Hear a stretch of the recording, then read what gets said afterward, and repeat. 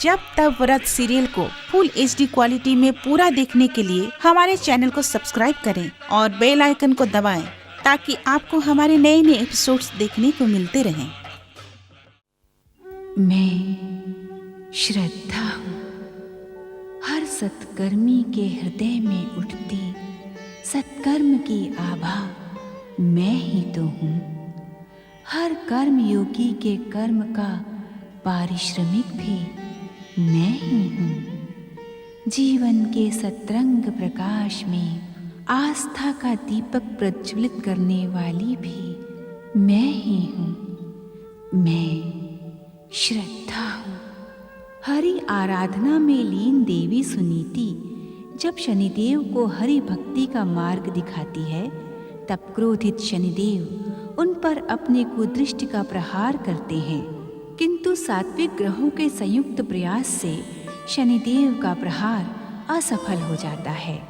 आकाश में देवर्षि नारद को शनिदेव चेतावनी देते हैं। श्री हरि का मार्गदर्शन पाकर सात्विक ग्रहों को अपनी भूल का आभास होता है।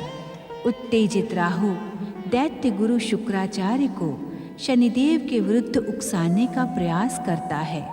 राहु और शुक्राचार्य को प्रताड़ित करते हुए शनिदेव देवी सुनीति के विरुद्ध सामूहिक प्रयास को स्वीकृति प्रदान करते हैं। उधर शनिदेव शुक्राचार्य और राहु जैसी विध्वंसक शक्तियों के एकजुट निर्णय के पश्चात ग्रहपति सूर्यदेव तथा देव गुरु बृहस्पति ने श्री हरि की कृपा से ये निश्चित कर दिया कि महारानी सुनीति की रक्षा वे अवश्य करेंगे।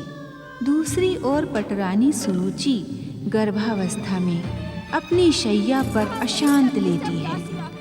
क्या उन्हें हमारे कष्ट का तनिक भी ध्यान नहीं?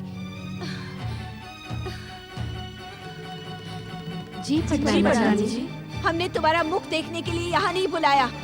ना ही तुम्हारा मुख इतना सुंदर है कि उसे देखकर हमारा उद्विग्न मन इतना शांत हो जाए। बताओ, कहाँ है हमारी प्रमुख दासी मुखरी? दुष्टाओ, क्या तुम सबको हमारे हाथ से दंडित होना है? अगर तुम सब मुखरी को देखने भाग जाओगी तो हमारी सेवा कौन करेगा?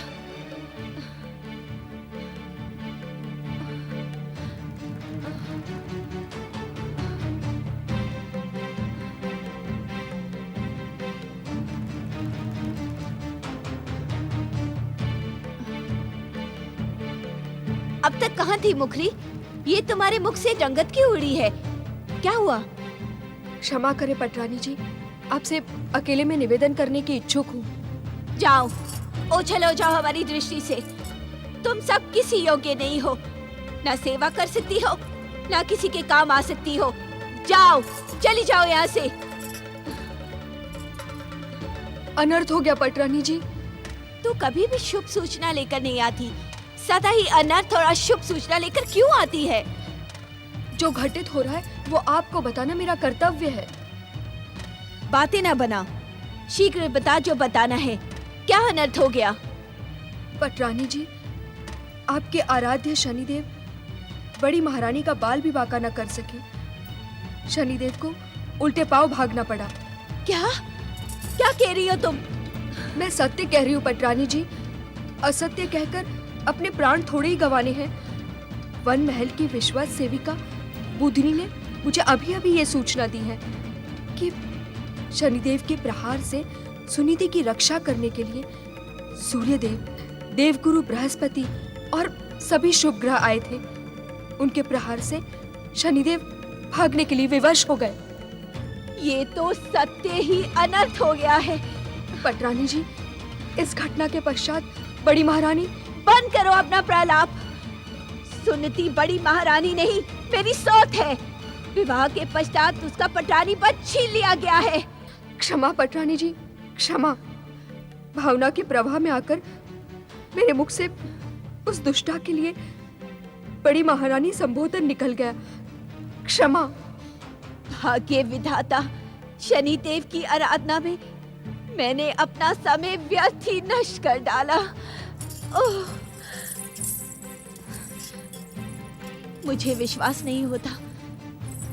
स्वयं को विध्वंसक, विस्फोटक और भयानक और मारक कुदृष्टि के स्वामी बताने वाले शनिदेव इतने अधिक निर्बल होंगे। उनकी पराजय ने मेरे मनोबल को छिन्न भिन्न कर दिया है। समझ में नहीं आता मैं क्या करूं, क्या करूं? सावधान, सावधान, महाराज पधार रहे हैं। तुम शीघ्र ही दूसरे द्वार से बाहर निकल जाओ और सुनो, अभागन सुनीति का नाम भी तुम्हारे मुख पर ना आए। जप तप व्रत।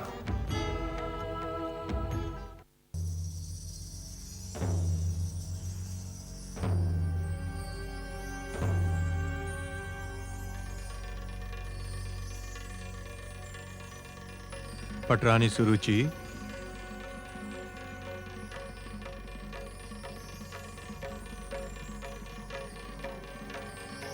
आपका स्वास्थ्य तो ठीक है पटरानी सुरुचि? हमारा स्वास्थ्य उत्तम हो अथवा ना हो, किंतु आपको अवकाश कहाँ है? आपकी बड़ी कृपा है महाराज, जो आज हमारे स्वास्थ्य के समाचार को ज्ञात करने यहाँ पधारे। ऐसी बात नहीं है पटरानी, राजकाज की व्यस्तता के कारण आपको समय नहीं मिलता। मैं आपके युवराज की माता बनने वाली हूँ, किंतु इस बात की आपको तनिक भी चिंता नहीं कि इस समय मेरे मन में क्या बीत रही है। क्या बात है पटरानी? किस बात का कष्ट है तुम्हें? मेरे कष्टों को ज्ञात करने से पहले अपने मन के कष्टों को बताएं। मेरे मन के कष्ट? ये तुम क्या कह रही हो? मुझे भली भांति ज्ञात है महाराज कि कंपिला देश में भी रहकर आपका मन यहाँ नहीं रहता। अर्थात?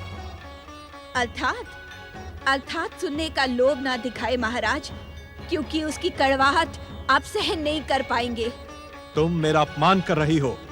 सत्य को अपमान कहकर आप सत्य की उपेक्षा नहीं कर सकते महाराज। क्या कहने की इच्छुक हो तुम? महाराज, आपका मन सदा ही मेरी सौत सुनती में लगा रहता है, इसी कारण आप मेरी चिंता नहीं करते। महारानी सुनीति को इस महल से निकालकर भी तुम्हारे द्वेष का अंत नहीं हुआ? पटरानी सुरुचि, मुझे भय है कि कहीं तुम्हारी ईर्ष्या का दुष्प्रभाव तुम्हारे गर्भ में पलने वाले युवराज पर न पड़े। मुखरी, मुखरी! क्षमा करना पटरानी जी, मैंने आपको एक बात नहीं बताई। कैसी बात? पटरानी जी, महाराज को बड़ी महारानी नहीं, आपकी सौत दुष्टा सुनीति के गर्भवती होने की सूचना मिल गई है। क्या? पटरानी जी, पटरानी जी, पटरानी जी।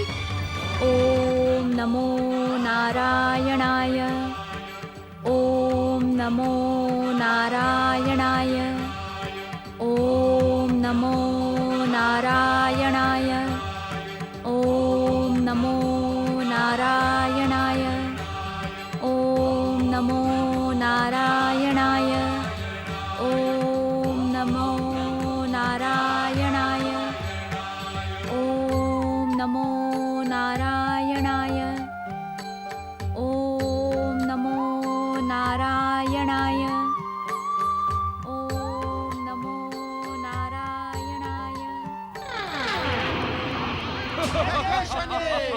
जय जय शनिदेव।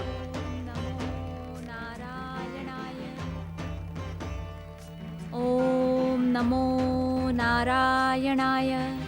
छलिया विष्णु की आराधना करके ये दुष्टा सुनीति विध्वंसक शक्तियों का अपमान कर रही है। दैत्य सेनापति राहु विध्वंसक शक्तियों के अधिष्ठाता शनिदेव की आज्ञा है कि हमें किसी भी प्रकार विष्णु भक्ति में लीन सुनीति के मन को भ्रमित करना है। भ्रमित करना तो कठिन है, विध्वंस करना सरल है। अर्थात भ्रमित करने के लिए हमें बुद्धि का प्रयोग करके एक योजना बनानी होगी।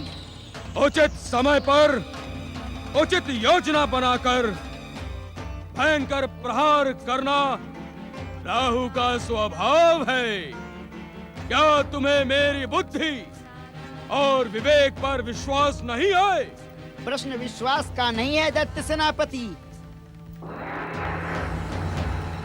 नारायण नारायण नारायण नारायण। ओम नमो नारायणाय। ओम नमो नारायणाय।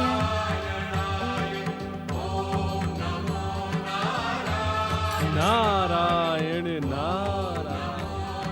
प्रश्न तो सुनीति के शुभ चिंतकों का है। शुभ चिंतक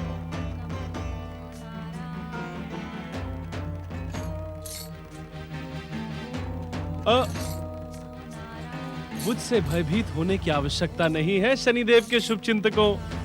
नारायण नारायण।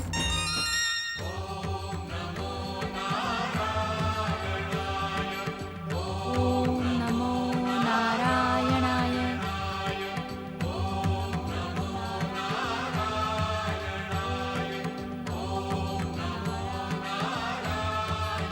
देव ऋषि नारद को सूर्यदेव का प्रणाम। प्रणाम देवगुरु। नारायण नारायण। क्या आप दोनों भी मेरी ही भांति महारानी सुनीति के आराधना स्वरों से आकर्षित होकर यहाँ प्रकट हुए हैं? आराधना स्वरों से आकर्षित होना तो हमारा स्वभाव है। और आराधना श्री विष्णु की हो तो ये आकर्षण और भी बढ़ जाता है। देव ऋषि, महारानी सुनीति की आराधना के स्वर वातावरण में गूंज रहे हैं। निश्चित ही ये स्वर शनिदेव तक भी पहुंच रहे होंगे। कहीं विध्वंसक शक्तियां पुनः महारानी सुनीति को कष्ट पहुंचाने का दुस्साहस तो नहीं करेंगी? नारायण नारायण।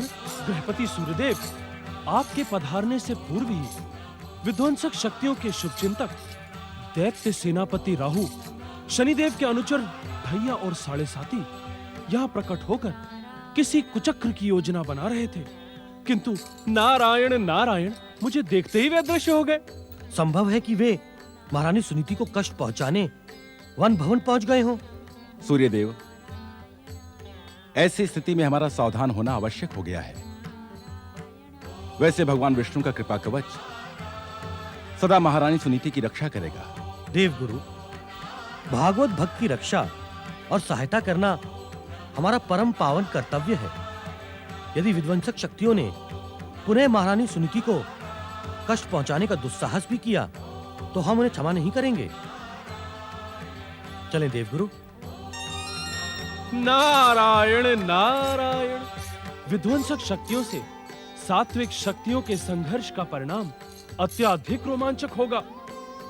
इस संघर्ष में विजय तो सदा की भांति सत्य की ही होगी, किंतु विध्वंसक शक्तियां महारानी सुनीति को कष्ट पहुंचाने के लिए किस सीमा तक नीचे उतर सकती हैं, ये देखने को नारद का मन उतावला हो रहा है। नारायण नारायण। जप तप व्रत। ओम नमो नारायणाय। ओम नमो नारायणाय। ओम नमो नारायणाय। ओम नमो नारायणाय। ओम नमो नारायण। विष्णु भक्तिन सुनीति, इस संघर्ष में विजय पाने के लिए योजना की नहीं, प्रहार की आवश्यकता है। इस दुष्ट विष्णु भक्तिन सुनीति को भस्म करके हम संसार के विष्णु भक्तों को भयभीत कर देंगे। प्रहार करने से पहले सोच ले दैत्य सेनापति। हमें देवताओं के चाटुकार नारद ने देख लिया है। आखेट के समय सोच विचार भीरू करते हैं। हमें तो विश्वास ही नहीं होता कि तुम विध्वंसक शक्तियों का अधिष्ठाता शनिदेव के पार्षद हो। हमें इससे अच्छा अवसर नहीं मिलेगा। प्रहार। जय जय शनिदेव। ओम नमो। मेरे मार्ग में आने का दुस्साहस ना करो सूर्य, अन्यथा मैं इस बार तुम्हारे ऊपर ग्रहण नहीं, अभी तो तुम्हें अपनी दाढ़ों में दबाकर चबा जाऊंगा। मूढ़ बुद्धि राहु, मैं नियति का सम्मान करने के लिए तुझे अपने ग्रहण का अवसर प्रदान करता हूँ। किंतु तू मेरी सरलता का अनुचित अर्थ लगाता है। बार बार मेरे द्वारा प्रताड़ित किए जाने पर भी तुझे सत्य का ज्ञान नहीं होता। सत्य का ज्ञान अब तुम्हें ही नहीं, अब तो इस संसार को भी होगा, जब मैं तुम्हें अपने दाढ़ों में दबाकर मसल डालूंगा। राहु! दैत्य सेनापति राहु, विध्वंसक शक्तियों के अधिष्ठाता शनिदेव के पिता सूर्य देव पर प्रहार करना अनुचित है। कहीं शनिदेव ही रुष्ट न हो जाएं। मूर्ख ढैया, तू मुझे परामर्श देने का दुस्साहस ना कर।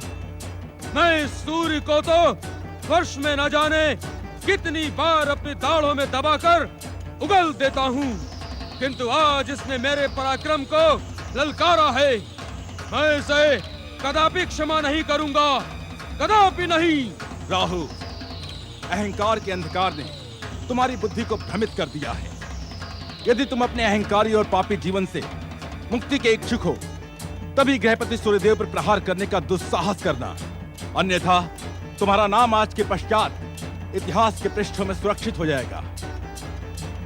दैत्य सेनापति राहु, अपनी उत्तेजना का त्याग करें। इस समय संघर्ष अनुचित है। क्या कहने के इच्छुक हो तुम? दैत्य सेनापति राहु, विध्वंसक शक्तियों के अधिष्ठाता शनिदेव की आज्ञा सुनीति की तपस्या खंडित करने की है, न कि बृहस्पति और सूर्य से युद्ध करने की। तुम उचित कह रहे हो ढैया। ओम नमो नारायण। जगदीश्वर भगवान विष्णु की महाभक्तिन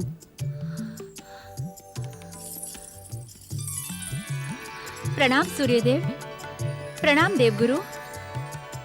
महारानी सुनीति, हमें ये भली भांति ज्ञात है कि एक बार सच्चे मन से जगदीश्वर भगवान विष्णु का नाम पुकारने वाला संसार की किसी भी आसुरी शक्ति से आहत नहीं हो सकता।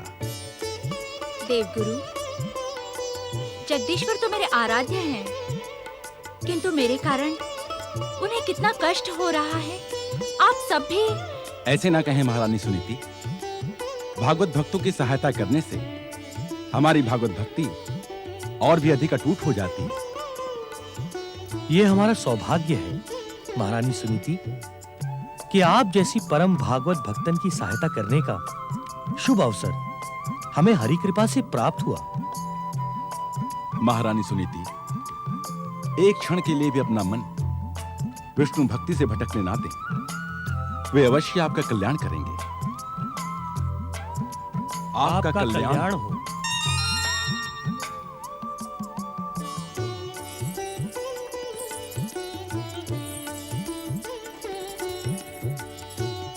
ओम नमो नारायणाय। तुम्हारे कारण आज वो भीरू सूर्य मेरे प्रहार से बच गया, अन्यथा मैं अपनी दाढ़ों में दबाकर उसे निगल जाता।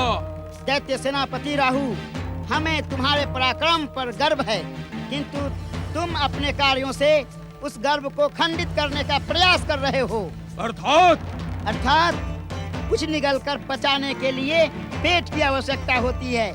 तुम सूर्य को निगलकर पचाने के लिए कहाँ ले जाते?